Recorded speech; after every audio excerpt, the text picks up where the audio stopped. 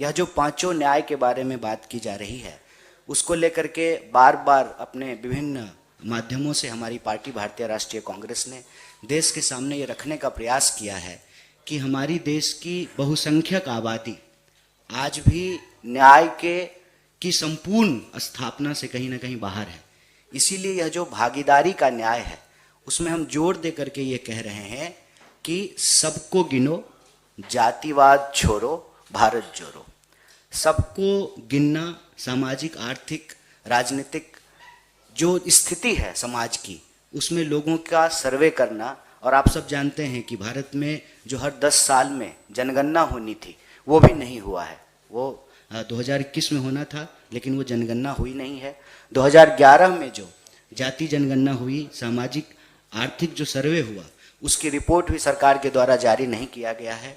तो बार बार श्री राहुल गांधी और हमारी पार्टी भारतीय राष्ट्रीय कांग्रेस इस सवाल को उठाती रही कि लोगों की भागीदारी सुनिश्चित करनी पड़ेगी, चाहे वो नौकरी का क्षेत्र हो, चाहे वो आर्थिक क्षेत्र हो, सामाजिक क्षेत्र हो, राजनीतिक क्षेत्र हो, सबकी भागीदारी सुनिश्चित करनी है। और इसका ये कतई मतलब नहीं है कि किसी को का छीन करके किसी को देना है। मतलब जिसको नहीं मिला है उस तक न्याय पहुंचाने की वकालत कर रहे हैं। इसको हम भागीदारी की न्याय के तहत देख रहे हैं। दूसरा जो युवाओं का न्याय है, आप सब जानते हैं कि देश में 45 सालों में आज सबसे ज़्यादा बेरोजगारी है।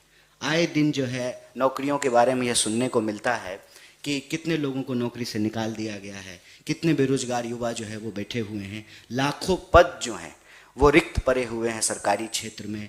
आप अगर सेंट्रल गवर्नमेंट के अंतर्गत जो नौकरियां हैं उनको भी देख लें तो लाखों नौजवानों को नौकरियां नहीं मिल रही है। तो युवाओं को न्याय देने का तात्पर्य यह है कि जो रिक्तियां हैं उसको भरा जाए, और जहां कहीं भी वैकेंसी आती है तो यह सुनने को मिलता है कि पेपर लीक हो गया है। तो पेपर लीक जैसी गड़बड़ियों, जो नौकरी देने में जो प्रशासनिक चूक होती है, उस पर रोक लगाई जाए। सबको जो है रोजगार का अधिकार मिले। और जो बेकारी का अन्याय है, इस बेकारी के अन्याय से युवाओं को रोजगार दे करके न्याय की स्थापना करनी है। तीसरा जो न्याय है वो है नारी का न्याय। नारी के न्याय के बारे में आप जानते हैं कि कुछ मिनटों में ही हमारे देश में कहीं ना कहीं नारी के खिलाफ कोई ना कोई अपराध होता है, बलात्कार की घटना होती है। तो नारी भी समाज की आधी आबादी है। हम लोग अक्सर ये कहते हैं कि आधी आबादी पूरा हक। नारी को न्याय सुनिश्चित कराना ताकि वो हर चीज़ में, हर क्षेत्र में जिस तरह से बढ़ चढ़ करके हिस्सा ले रही हैं, चाहे वो काम की जगह हो जहाँ पे लोग नौकरी करते हैं, काम करते हैं, वहाँ एक सुरक्षित माहौल देने की बात हो, सड़क से लेकर के ट्रेन तक, घर से लेकर के बाहर तक, खेत से लेकर के खलिहान तक, दफ्तर से लेकर के मेट्रो रेल तक, हर जगह जो है महिलाएं अपने जीवन को अपने तरीके से आज़ादी से जी सकें और अपने हक को प्राप्त कर सकें, और उनके खिलाफ जो अत्याचार है, जो अपराध है, उस पर रोक लगाया जाए और नारी न्याय को स्थापित किया जाए।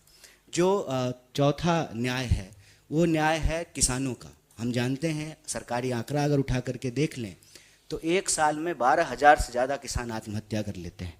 और पहले जिस तरह से किसान आत्महत्या कर रहे थे, अब उसमें एक नया चीज़ ऐड हुआ है कि नौजवान भी आत्महत्या कर रहे हैं। अगर सरकारी आंकड़ा उठा करके देखें तो 1 घंटे से कम समय में कोई ना कोई नौजवान इस देश में आत्महत्या करने को विवश है। तो चाहे वो जवान आत्महत्या कर रहे हों या किसान आत्महत्या कर रहे हों, राहुल जी बार बार यही कह रहे हैं, भारत जोड़ो न्याय यात्रा यही अपील कर रही है कि आप आत्महत्या मत करिए। हमारे यहाँ मगही में जो है एक कवि हुए, वो अक्सर कहते थे, भूख से तड़प के मरवा काहे, मरने होते लड़के मरी जा। मतलब भूख से तड़प कर मरने की ज़रूरत नहीं है, आत्महत्या करके मरने की ज़रूरत नहीं है। अगर जीना है तो संघर्ष करना पड़ेगा, और संघर्ष की, न्याय की जो यह लड़ाई है, उस लड़ाई में हम किसानों की भी फसल का उचित दाम उनको मिले, उनके फसल का दाम मिले।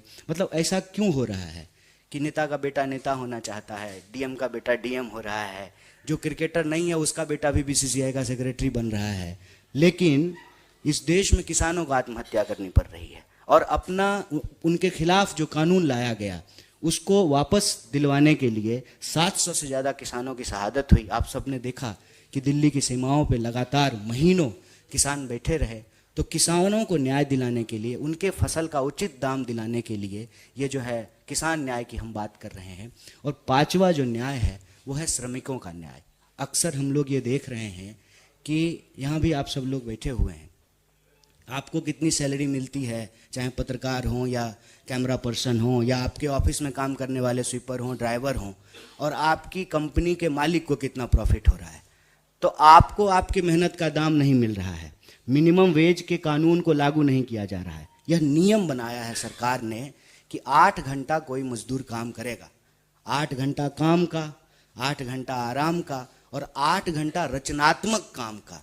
रचनात्मक काम कहाँ से होगा जब ड्यूटी ही 18 घंटे की हो रही है। यहाँ तो बच्चों को और बीवी को ही समय नहीं है देने के लिए। 16 घंटा, 17 घंटा, 18 घंटा लोग काम कर रहे हैं।